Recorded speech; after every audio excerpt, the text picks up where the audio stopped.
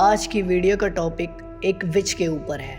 ये कोई मामूली विच नहीं है, बल्कि अपने समय की काफ़ी बदनाम विच थी, जिसने पूरे टाउन के लोगों को डर के साए में जीने पर मजबूर कर दिया था और जिसका नाम लेने से भी लोग डरा करते थे। इस लेजेंड की कहानी 1785 में यूएस में शुरू होती है। यूएस के मैरीलैंड टाउन के द ब्लैक हिल फॉरेस्ट में ब्लेयर नाम की जगह, जिसको बाद में बर्किट्सविल कहा जाने लगा, इसी जगह इस विच ने लोगों को कई दशकों तक डरा कर रखा। सन 1630 में इंग्लैंड के कर्नल ब्लेयर ने द ब्लैक हिल फॉरेस्ट में जाने का डिसीज़न लिया ताकि वो अपने लिए वहाँ पर फोर्ट बना सके, लेकिन उस समय उनका अकेला ऐसा कुछ करना मुश्किल था, तो उन्होंने वहाँ की स्थानीय जनजातियों के दलों से मदद मांगी ताकि वो जंगल में आराम से जा सके। लेकिन ये स्थानीय जनजाति इस जंगल में जाने से डरती थी। इसी वजह से स्थानीय जनजातियों ने कर्नल ब्लेयर के साथ देने से साफ इनकार कर दिया। इसके बावजूद कर्नल ब्लेयर ने अपने ही आदमियों के साथ मिलकर इस फॉरेस्ट में एक फोर्ट तैयार करवाया। ब्लेयर के नाम पर ही इस फोर्ट का नाम पड़ा। फोर्ट तैयार होने के बाद दूसरे जगह के लोग भी यहाँ आकर बसने लगे और ये देखते देखते एक छोटे से कस्बे में बदल गया। जैसा कि आपको पता ही होगा कि 1775 में अमेरिकन रेवोल्यूशन स्टार्ट हुआ था, जो कि 1783 की इंडिपेंडेंस तक चला। इस लेजेंड की शुरुआत अमेरिकन रेवोल्यूशन के बाद शुरू होती है। 1785 में एली कैडवर्ड, जिसको ब्लेयर विच के नाम से भी जाना जाता है, जो कि आयरिश औरत थी, वो इस टाउन में रहने आती है। 1785 में इस टाउन के कुछ बच्चों ने इस आयरिश औरत पर विचक्राफ्ट करने का इल्ज़ाम लगाया था। उनका कहना था कि एली उन्हें बहला फुसलाकर अपने घर ले जाती थी और उनका खून निकालकर उसका यूज़ विचक्राफ्ट करने के लिए करती थी। उस समय विचक्राफ्ट को काफ़ी बड़े जुर्म के तौर पर देखा जाता था। इसी का नतीजा था कि एली को उस जमा देने वाली सर्दियों की डरावनी रातों में जंगली जानवरों के बीच मरने के लिए अकेला छोड़ दिया। सबको लगा कि एली इन सर्दियों में ज़िंदा नहीं बच पाएगी, तो लोग अगले दिन उसको देखने वुड्स में गए। लेकिन जब लोगों ने देखा कि वो ज़िंदा है, तो लोगों ने उसे पेड़ से लटकाकर जान से मार दिया। कहते हैं कि उसने अपने आखिरी पलों में टाउन को एक कर्ज दिया था। मरने के बाद उसकी बॉडी को नीचे उतारा गया, फिर उसे एक काफ़ी गहरी कब्र में जला दिया गया। बदकिस्मती से वो कोई नॉर्मल इंसान नहीं थी। कहते हैं कि उसकी राख पूरे वुड्स में समा गई और वो उन्हीं वुड्स की एक देती बन गई। कहीं दूसरे सोर्स की माने तो एली को टाउन के लोगों ने उन वुड्स में काफ़ी बेरहमी से मारा था। एली को पेड़ से बांधकर मरने के लिए छोड़ दिया। बच्चों ने जब अगले दिन देखा कि वो ज़िंदा है, तो उस पर कुत्तों से भी हमला कराया। उसको मारने में बड़ों के साथ साथ बच्चों का भी बराबरी का हाथ था। पोल्टरगेस्ट आत्मा एक फिजिकल डिस्टर्बेंस पैदा करती है, जैसे किसी तरह का शोर या फिर किसी चीज़ को अपनी जगह से हिलाना। टाउन को तो यही लगा था कि वो मर चुकी थी, लेकिन एली की आध्यात्मिक ताकतों और जिस तरह लोगों ने उसे अननेचुरल तरीके से मारा था, कहते हैं कि उसको आफ्टर लाइफ नसीब नहीं हुई, बल्कि वो एक नॉन डेमोनिक पोल्टरगेस्ट में बदल गई, जिसको सिर्फ बस बदला लेना था, और वो खौफनाक वुड्स ही उसका घर बन चुका था। इस खौफनाक हादसे के बाद सर्दियों के बीच तक आते आते इस टाउन में एक कर्ज शुरू हो गया। कई सारे लोग अचानक गायब होना शुरू हो गए, जिसमें टाउन के आधे बच्चे थे। जिस तरह लोग टाउन में मर रहे थे और गायब हो रहे थे, पूरे टाउन खौफ के साए में आ गया था, जिसके बाद इस टाउन में एली का नाम लेने से भी लोग डरा करते थे। ये सर्दियों की रातें एक डरावने सपने में बदल गई थी। इस विच का खौफ दिन बर दिन बढ़ता चला गया। 40 साल के बाद इस टाउन को घोस्ट टाउन कहा जाने लगा और ये टाउन वीरान होता चला गया। 1809 में एक book the Blair which cult के नाम से पब्लिश्ड होती है। इसकी सिर्फ एक ही कॉपी मौजूद थी। इस बुक में ब्लेयर और विच के बारे में काफ़ी अच्छे से लिखा गया था। कहा जाता है कि बाल्टीमोर के मैरीलैंड हिस्टोरिकल सोसाइटी म्यूज़ियम में ये बुक रखी गई थी, जिसको बाद में एक अनजान प्राइवेट कलेक्टर को दे दिया गया।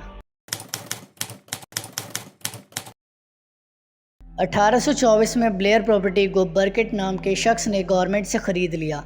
बर्किट ने इस ब्लेयर को रेनोवेट कराया और इसका नाम 1824 में बदलकर बर्किट्सविल रख दिया। टाउन की मरम्मत के बाद दोबारा इस टाउन में लोग आकर बसने लगे। इस टाउन का नाम बदलने के 4 साल बाद इस टाउन में सबसे पहले रहने वाले परिवार की सबसे बड़ी बेटी, जिसका नाम एलिन था, वो इस नए टाउन की पहली विक्टिम बनी। कहते हैं कि एक दिन वो एक क्रीक के पास थी। वहाँ लोगों का बयान था कि एलिन को पानी के अंदर से सफ़ेद हाथों ने उसे खींचा था, जिसके बाद वो गायब हो गई और उसकी बॉडी इस छोटी सी खाड़ी में किसी को भी नहीं मिली। इस विच का सिलसिला फिर दोबारा शुरू हो गया था और इस विच को देखे जाने का कई लोगों ने दावा भी करा। 1886 में रॉबिन वेबर नाम की लड़की भी गायब हो जाती है। रॉबिन को ढूंढने के लिए एक सर्च टीम तैयार की गई। जब ये सर्च टीम रॉबिन को ढूंढने गई तब कुछ टाइम के बाद रॉबिन अपने आप घर वापस सही सलामत पहुंच गई थी। रिपोर्ट्स के अनुसार रॉबिन उन वुड्स में जाती है और वहां उसे एक औरत दिखती है जो ज़मीन से कुछ इंचेस ऊपर हवा में होती है, और वो औरत रॉबिन को अपने साथ उन वुड्स में बने एक लकड़ी के घर में ले जाती है और वहाँ उसे बेसमेंट में बंद कर देती है और बोलती है कि वो जल्दी वापस आएगी। रॉबिन काफ़ी टाइम तक उसी बेसमेंट में रहती है। बाद में डर के कारण वहाँ से भाग निकलकर अपने घर चली जाती है और इधर जो सर्च टीम उसको ढूंढने गई होती है वो वापस नहीं आती।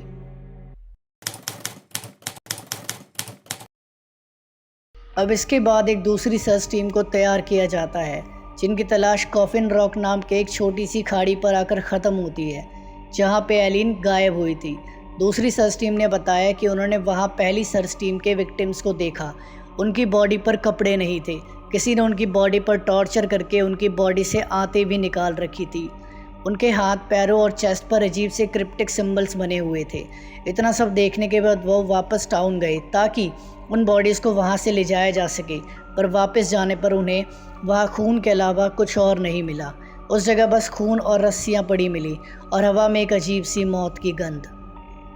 बर्किट्सविल में 1940 के बाद भी यह सिलसिला चलता रहा। पुलिस को भी कभी कुछ हाथ नहीं लगा क्योंकि इन खौफनाक हादसों से जुड़ा कोई भी सबूत या विटनेस नहीं था। थी तो बस मिसिंग रिपोर्ट्स और डेड बॉडीज़।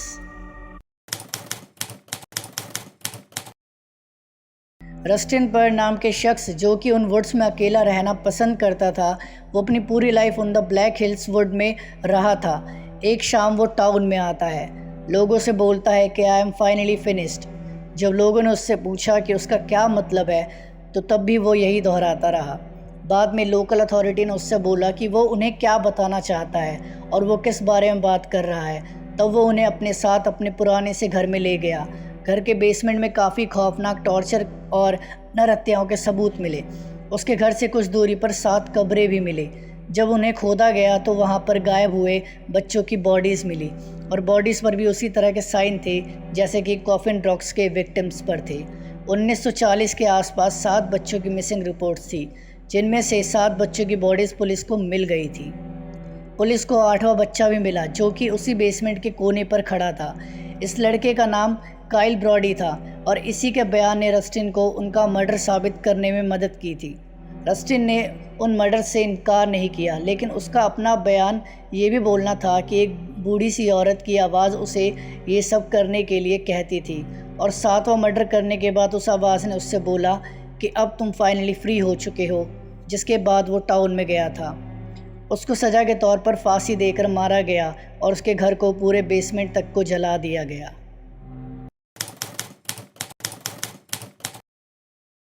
आखिर क्यों 8वां बच्चा जिंदा छोड़ा गया, ये भी कोई कम इंटरेस्टिंग बात नहीं है। ये शक करना जायज़ नहीं था कि क्या वो उन हत्याओं में शामिल था।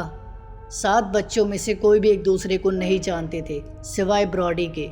ब्रॉडी उन सभी को जानता था और ब्रॉडी का क्रिमिनल बिहेवियर रह चुका था। एक वाइट एनिमल नाम की डॉक्यूमेंट्री बनाई गई जो इस ब्लेयर टाउन में 1940 में गायब हुए बच्चों के ऊपर थी। ब्रॉडी को MSICI में रखा गया था, तो डॉक्यूमेंट्री के टाइम पर इसकी टीम उन फुटेजेस को देख रही जहां पर ब्रॉडी को रखा गया था। तब बाद में एक चौंकाने वाली बात सामने आई। MSICI की वीडियो फुटेज में ब्रॉडी को एक फ्रेज नेवर गिवन दोहराते हुए देखा गया और यही सेम फ्रेज रस्टिन फांसी के एक रात पहले दोहरा रहा था। और ये भी देखा गया कि ब्रॉडी को विचक्राफ्ट लैंग्वेज लिखनी भी आती है और वो विचक्राफ्ट की कोई मामूली लैंग्वेज नहीं बल्कि ट्रांसविट्स फ्लूबी, जो कि काफ़ी रेयर लैंग्वेज है। तो आपको क्या लगता है कि ब्रॉडी भी इन मर्डर्स में किसी तरह से शामिल था?